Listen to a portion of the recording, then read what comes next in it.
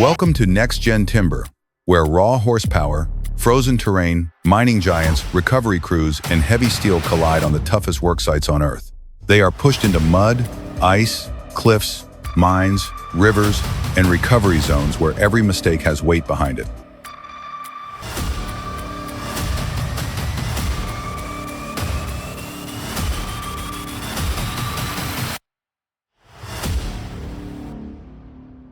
Moving the Tesmec 1675 is not simple transport.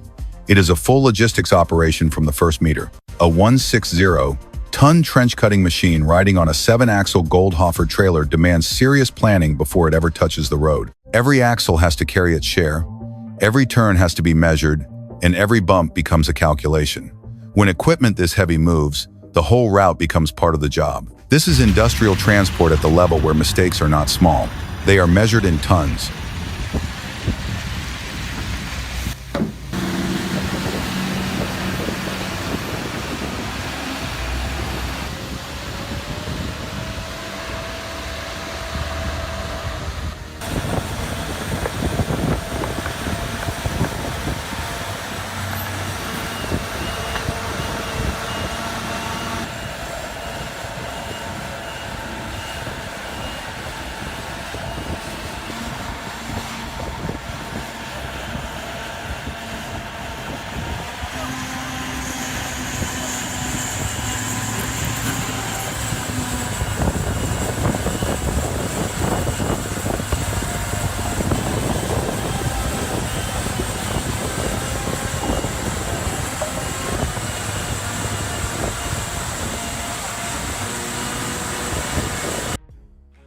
Then we move under a hospital, where the Menzie muck crew works in thick mud with concrete overhead and almost no margin for error. Custom buckets, extreme hydraulics, tight clearance, unstable ground, every movement matters. Excavating in a place like this is not about brute force. It is about controlled precision in a space that gives the operator no forgiveness. These machines are built for chaos, but the operators make that chaos look manageable.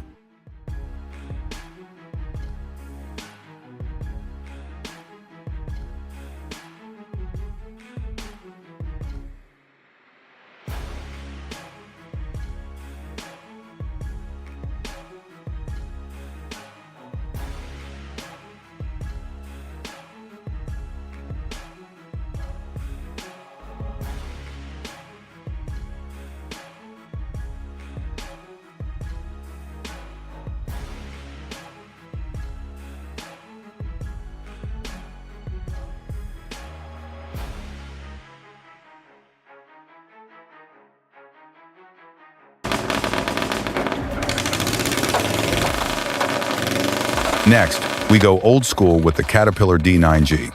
This is the kind of machine that built its reputation without screens, sensors, or modern comfort. No touchscreen, no GPS, no electronic assistance, just levers, smoke, diesel torque, and an operator who knows the machine by feel. The engine coughs, the tracks bite, and the dozer keeps working like it never needed anything fancy in the first place. Old steel still has a voice, and this one speaks in pure power.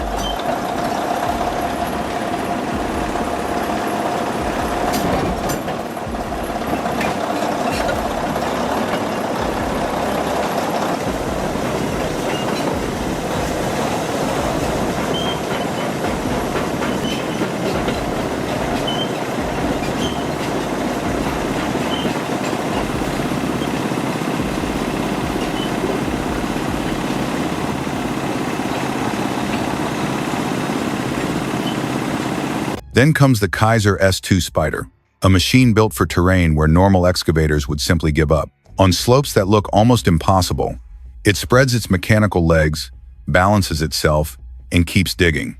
In disaster zones, unstable ground, and steep work areas, this is not just an excavator. It is a first response tool with steel limbs and hydraulic confidence. It walks where wheels and tracks cannot.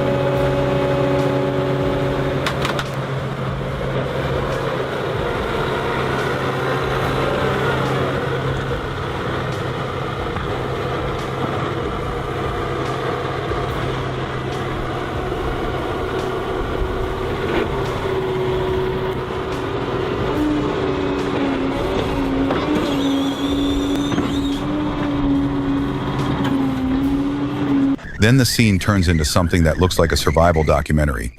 Two bulldozers, one overturned Komatsu, and a blizzard strong enough to erase visibility almost completely.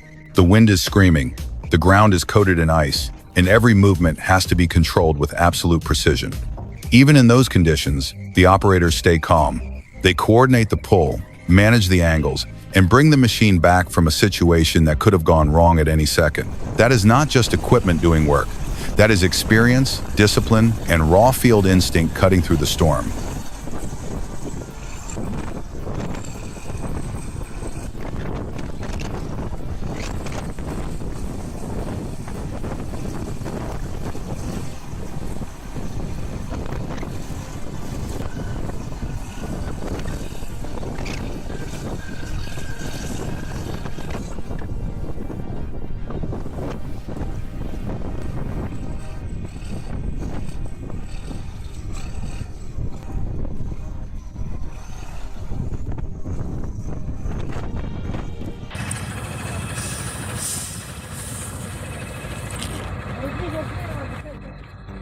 After that, we see a frozen tractor recovery that took 10 brutal days in sub-zero conditions. No luxury equipment, no easy access. Just workers fighting ice, snow, and frozen ground until the machine finally comes free. This is the kind of job where persistence matters more than speed. Russian winter recoveries are not just mechanical work, they are endurance tests.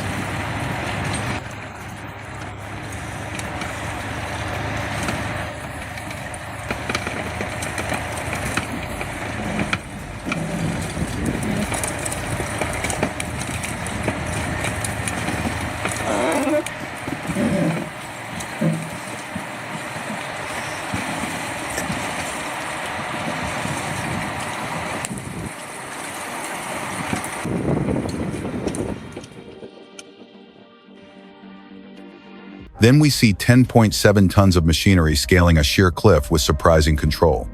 Every movement is a fight against slope, gravity, and balance. This is not just a machine climbing terrain, it is engineering pushed into an environment where one mistake could end the whole operation. Work like this demands courage, but courage alone is not enough. Exact control is what keeps the machine alive.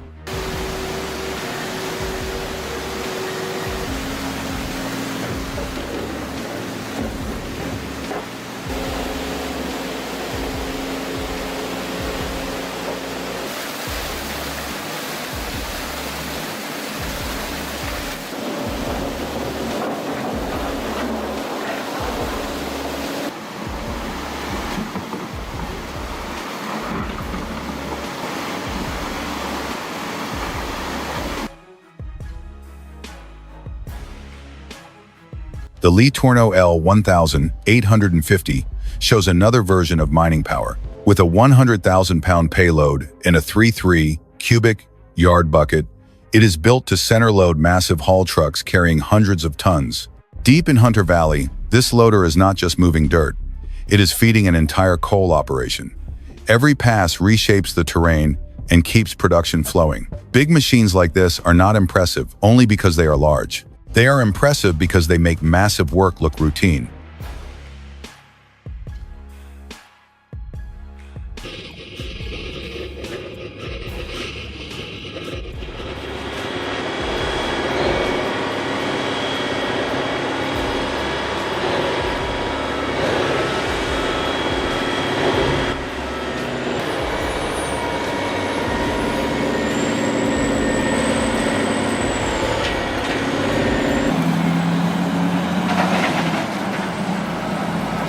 The CAT 988G brings a different kind of precision. Scoop after scoop, it turns a chaotic pile of material into organized production. In only 8 loads, 250,000 pounds of material is moved out of the way. That kind of output is not just bucket size, it is rhythm. The operator knows when to lift, when to turn, when to dump, and how to keep the cycle moving without wasted motion. In industrial work, that rhythm is money.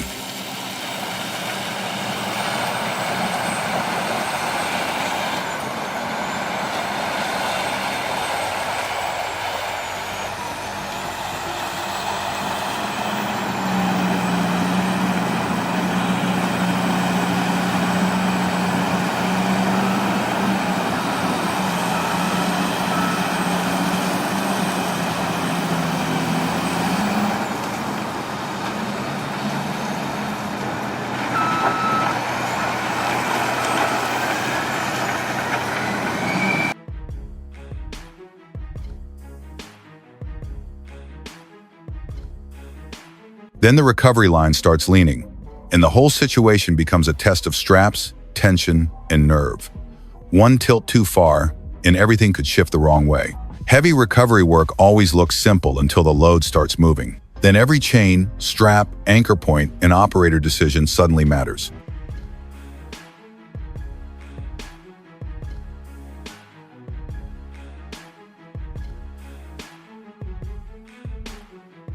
The Hitachi EX5500 and EH4500AC appear next as a true mining pair. The excavator lifts over 30 cubic meters in a single pass, while the haul truck waits to take the load and move it out of the pit. This is not random movement. It is a production system. Dig, swing, load, haul, repeat. Raw force meets industrial timing, and the entire mine depends on that rhythm staying alive.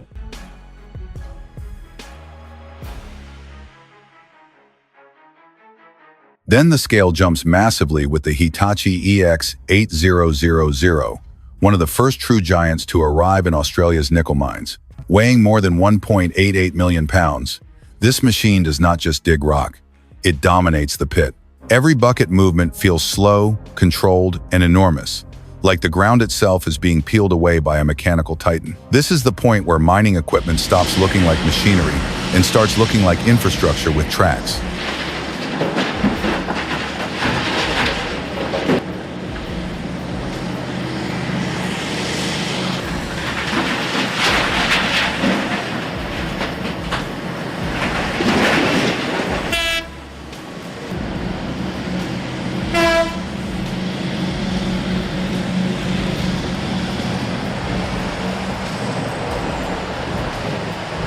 The next dozer slides backward down a pipeline slope with shocking smoothness. Without the dust, you might think it is gliding. No stumble, no uncontrolled slide, no panic. Just tracks holding their line as the machine rides the grade with confidence. Downhill control like that only looks easy because the operator knows exactly what the ground and machine are doing.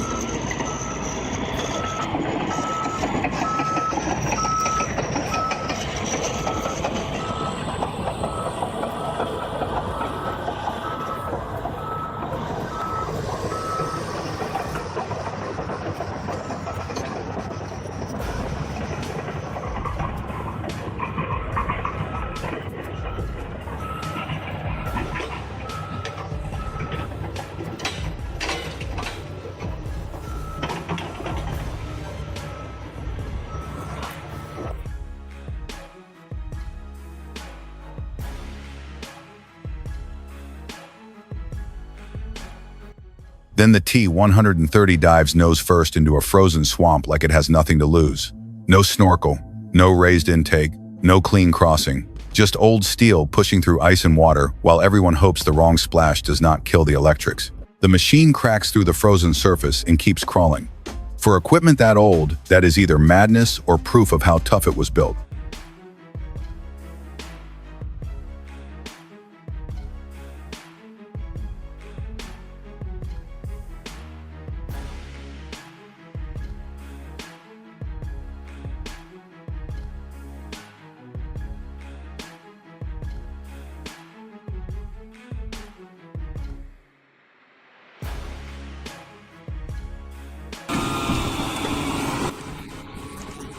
Then comes a loading moment where one small mistake nearly becomes a major disaster. A heavy excavator climbs onto a ramp that is not lined up correctly, and suddenly gravity starts taking over. The track slips, the weight shifts, and for a second, the whole machine looks ready to fall off the edge.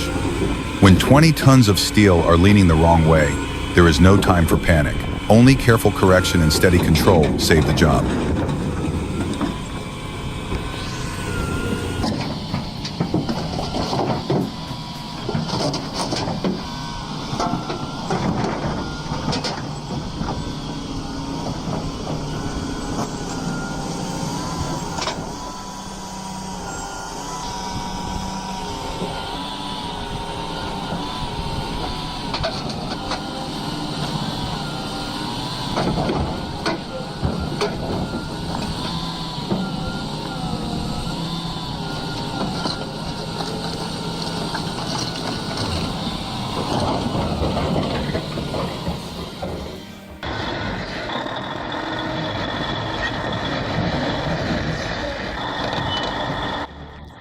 Then ice reminds everyone who is really in control. A 50-ton machine can have all the horsepower in the world, but without grip, it becomes a sliding mass of steel. No chains, no traction, no command over the surface. Just weight moving where the ice allows it. That is the brutal truth of winter work. Power means nothing if the machine cannot bite into the ground.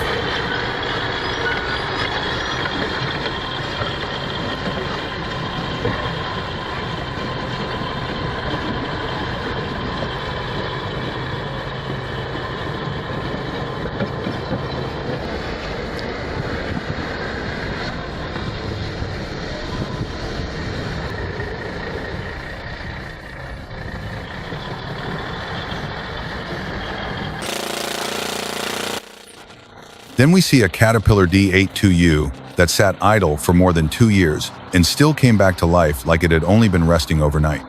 That straight-8 diesel does not just start, it growls awake with the kind of mechanical confidence modern machines rarely have. A few cranks, oil starts moving, smoke rolls out, and suddenly the old cat is alive again. These machines were never built for comfort. They were built to outlast hard work, bad weather, and sometimes even the people who operated them.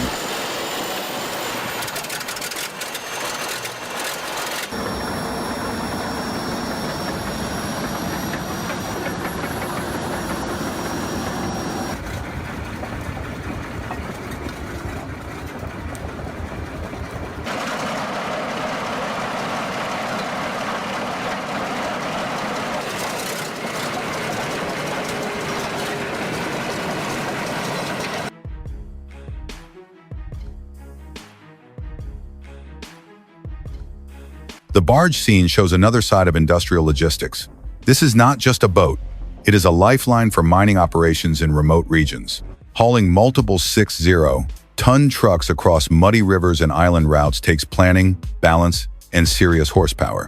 LCT ships like this keep coal and mining operations alive where roads are unreliable or do not exist at all. The crews make it look routine, but nothing about it is easy.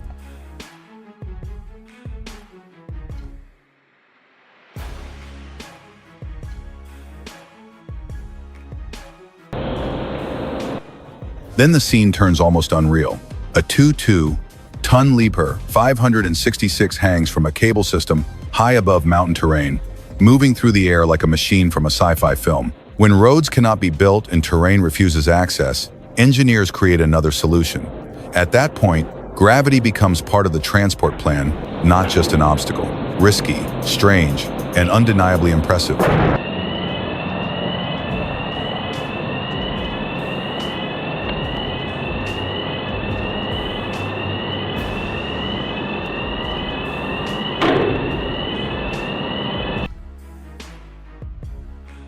Then the RK5000 appears like a relic from another age. Built in 1983, weighing around 6,200 tons and carrying enough oil to sound absurd on paper, this machine still works like a Cold War monument made of steel. It takes a full crew to control it, and the machine stretches longer than a football field.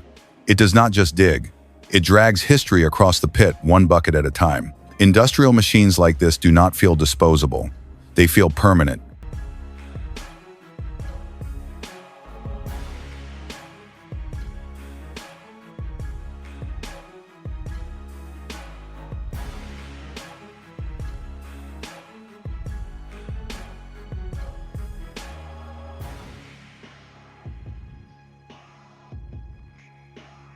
Finally, the John Deere 7530 pulls a stuck tractor out of knee-deep mud in just minutes. With the case IH holding steady and the trailer arm pulling at the right angle, the recovery comes together cleanly. That is not luck. That is torque, anchoring, setup, and smart machine use working as one system. In deep mud, power matters, but the pull angle matters just as much. That is NextGen Timber. Overturned bulldozers, mining giants, frozen recoveries, cliffside machines, barge transport, old-school diesel power, and operators pushing heavy equipment through conditions most machines would never survive. Subscribe now for more extreme industrial machinery, recovery operations, mining equipment, and real heavy steel working under pressure. Drop a comment with the toughest machine from today's episode, And stay with NextGen Timber for the next operation where power, terrain, and risk collide.